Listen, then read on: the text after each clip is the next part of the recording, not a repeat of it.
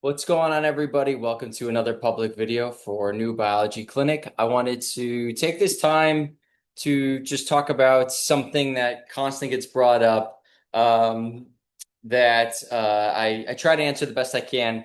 So I'll try to make, again, this video here to hopefully sum up this question. And the question that essentially gets brought up in one way or another is, what's the end goal with your way of doing things, Pat? Like, how are we gonna get to where we're going, but also like, what is it that we're striving towards, or what you're looking at? Because everyone knows they have their goals, but it's like, what are you trying to do? Because obviously they know I'm there for them and what their goals are and what their limitations are. But they're always like, where's your mind going with this? Because you clearly see things in ways that we don't. So what is it that you're trying to achieve to help us in many ways? And it gets asked so many different, variations. So I'm trying to sum up the question the best I can.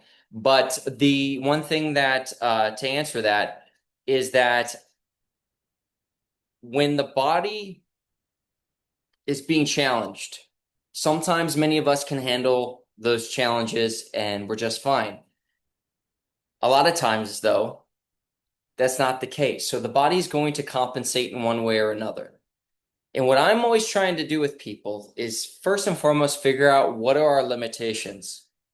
What are we working with, right? What is actually available to us? I know what people say and what people think, um, based off of obviously our initial meetings.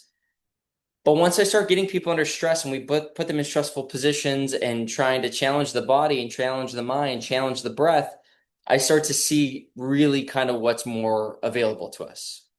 And once we have that baseline, I can see for a lot of people, okay, their thoughts and what they perceive of self is here, but maybe their physical abilities are here. Or some people go, their physical abilities here, the potential's here, but they think about themselves here. Sometimes it's a nice in between, and we can progress with that, hand in hand. So a lot of times I'm spending more often than not, from my point, is hearing what people want, hearing where they're trying to go, what the goals are, the reasons behind their goals, and then I'm looking at, okay, what are your limitations to get us there? Are you somebody who thinks I can do all this time and then you can't?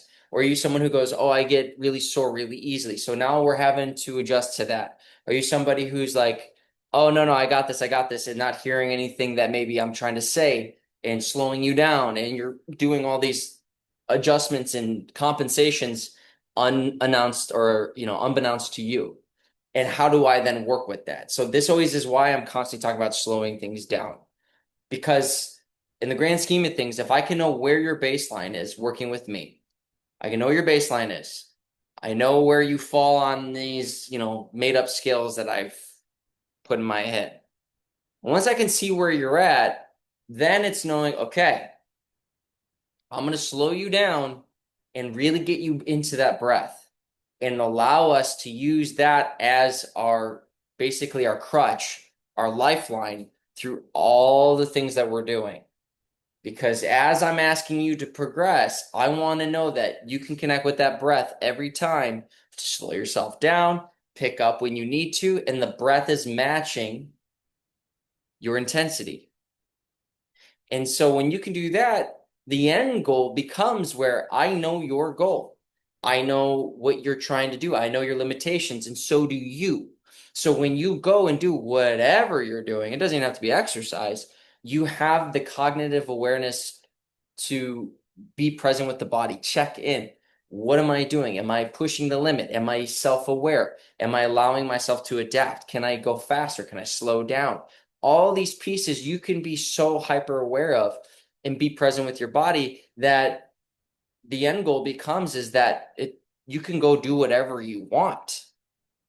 There isn't limitations in the sense of like, oh, I can't do that. I can't go to this party because I can't walk stairs, or I can't go do this hike because my knees are bad, or I can't go do this fun game because it hurts to bend over. Like all these different limitations that I hear from people, I want you to go do those things. Now, does that mean you might be going at like an 18-year-old's level? No, I'm not claiming that, but giving you the capacity within yourself to go, yeah, I can go do these things instead. And then also, again, getting your body so well trained where it's not, I would love to do it. I'm getting better, but this new thing, because I haven't really prepared myself and I haven't trained for it, I can't do it. It's like, no, we're training for everything. So my knees can go, maybe do this hike I've been preparing and training for, but then also, hey, I can go walk these stairs to this beautiful view that's separate from it, but it's a lot of stairs. And we went on this trip and we came across it and it was too good to pass up. Okay, cool. The body can do that too. We don't have to just train for that one thing. We're training for all of it. And so when you can train that way where you are knowing where your baseline is, knowing where your limitations are, knowing how your breath is connected to all of it, starting slow, really feeling the body out, knowing every centimeter of your body under stress, relaxation. That type of awareness allows us to increase the intensity, slow the intensities down, increase resistance, bring down resistance, playing with those things so we can now go live a fulfilling life. Because if I'm only training you for one thing, what tends to happen is these other outside forces come in, and if you're not thinking that way, that we're training for everything, it can really lead people into a place where then they go, oh, I wasn't ready for that. And understandably, I wasn't ready for that because you weren't. But if we can already start off with that mindset, start slow, know that, hey, this beginning phases, they might feel like a long time, but these beginning phases are giving us all the foundational pieces to build this beautiful, strong house or renovate this beautiful, strong house. It's now going, I'm willing to take my time to do a really good job over here and not miss anything, be precise, so I can go live in this house, enjoy this house. If we run into, something bumps up against the wall, it's not going to bring the whole wall down or it's not going to put a hole in it. We've built it in a way that it's very strong. It can withstand that type of resistance. It can adapt. If the wind's blowing, it's not going to just fall over. It has a very strong structure. But most people want to go, I'm ready to exercise, I'm ready to move. That part's slow. That part's not really appealing to me. I need to move. And I get that, but it's finding that you rush this part, yeah, you might have a new house, you might renovate, but it is very, very, very, very fragile. And this is what you see a lot of times, not everybody, but you will see people take classes, go into these different workout groups, and not a bad thing. There's a lot of great people who know this and they're working with people in those settings with weights and whatever it may be. And it's just if we're not slowing it down and it's just like, let's go, go, go. People, the everyday person who doesn't have the mindset to support that, the breath to support that, the physical capabilities to support that, you will keep maybe doing things, but this is where we see people gas out. Injuries start to happen quickly. I've been with people that we've started really slow, like really slow, and they got injured because they tensed up or they panicked or they try to take too big of a step too fast. And someone would look at it and go, wait, what? It's like, yeah, this is how fragile sometimes people's bodies are under these stresses or post injuries or whatever it is. So if we're trying to go too hard, too fast, we're just feeding on that mechanism. And your body, for some people, they go, well, I've done that and I was fine, and rightfully so. But then I would ask, like, how are we compensating? Do you have pains now? Is there anything that you're feeling from that has now become a byproduct of it? Yeah, that one area might be better. But how's your lower back? How's your knee? How's your hip? Oh, yeah, I have been actually feeling like a lot of like this weight and my pressure in my hip and my knee is really starting to bother me. But this side's fine. Like the hip that I injured is totally fine, no issues.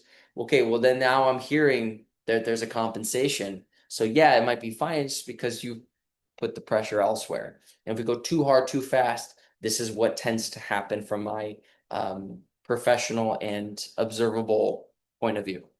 So, all that being said, what's the goal here? What are we going to do? What are we trying to do? What is Pat's crazy mind trying to accomplish?